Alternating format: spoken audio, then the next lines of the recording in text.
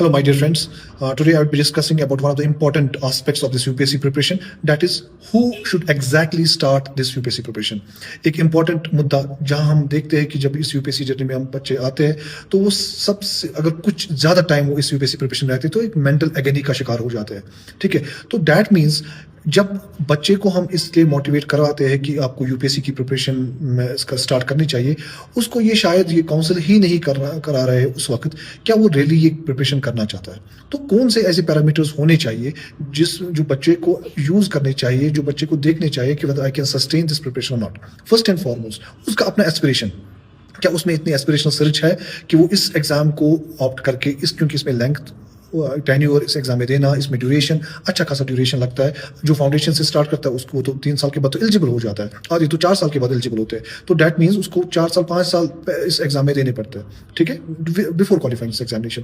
और जो ग्रेजुएशन के बाद प्रिपरेशन स्टार्ट करता है, मास्टर्स में स्टार्ट करता है, if they do not qualify this examination in first और सेकंड अटेम्प्ट तो फिर वो एक लूप में चले जाते हैं. तो इनको एक काउंसलिंग पहले ही बच्चे को एक अच्छी काउंसलिंग हुई होनी चाहिए कि ठीक है, एस्पिरेशन अपनी जगह, मगर ये थका देने वाली प्रिपरेशन है, इसमें एक मेंटल एगनी आ सकती है, और इसमें हमारे पास कल को एक स्टेट ऐसा आता है जिसमें परसिवियर अगर आप नहीं कर पाए, आपने पॉजिटिव माइंडसेट ना दिखा पाए, ठीक है, ये जर्नी आपको क्रश कर सकती है. ठीक है, इसलिए बेहतर है कि जो भी बच्चे ऑप्ट करे वो पहले ये देखे कि क्या मेरा मेंटल स्ट्रेंथ इतना ठीक है, क्या मेरी मेंटल स्टेट 3 साल 2 साल या 4 साल की प्रिपरेशन के लिए स्टेबल रह सकती है कि नहीं. Otherwise in classroom I have seen my self बच्चे एंग्जाइटी के शिकार होते हैं.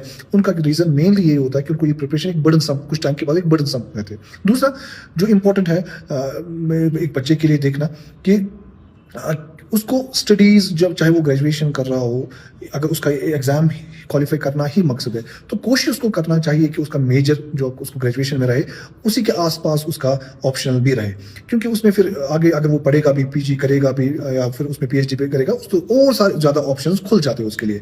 One should not limit oneself to this examination particularly. इस एग्जाम को एक एग्जाम की तरह ही लेना है. इस एग्जाम को अगर आप कुछ और समझने बैठे तो एग्जाम थोड़ा बहुत डिफिकल्ट बनता है, क्योंकि इसका प्रेशर बहुत ज़्यादा है. इसका एक्सपेक्टेशन फैमिली के घर वालों से, मोहल्ले वालों से, रिश्तेदारों से वो ज़्यादा ही एक्सपेक्टेशन बढ़ जाती है. फिर उसके बाद एग्जाम थोड़ा और मुश्किल हो जाता है जो ही एक्सपेक्टेशन बढ़ जाती है. तो दो चीज़ें जो बच्चे को पहले ही काउंसिल करनी चाहिए, ये चीज़ कि आप अपने एस्पिरेशन के साथ साथ अपनी मेंटल स्ट्रेंथ, आपकी परसिवियरेंस ठीक होनी चाहिए, फिर जाके वो बच्चा इस प्रिपरेशन में बैठना चाहिए. ठीक है, इस प्रिपरेशन को एंजॉय कर सकता है, अदरवाइज वो डिप्रेशन का शिकार भी हो सकता है.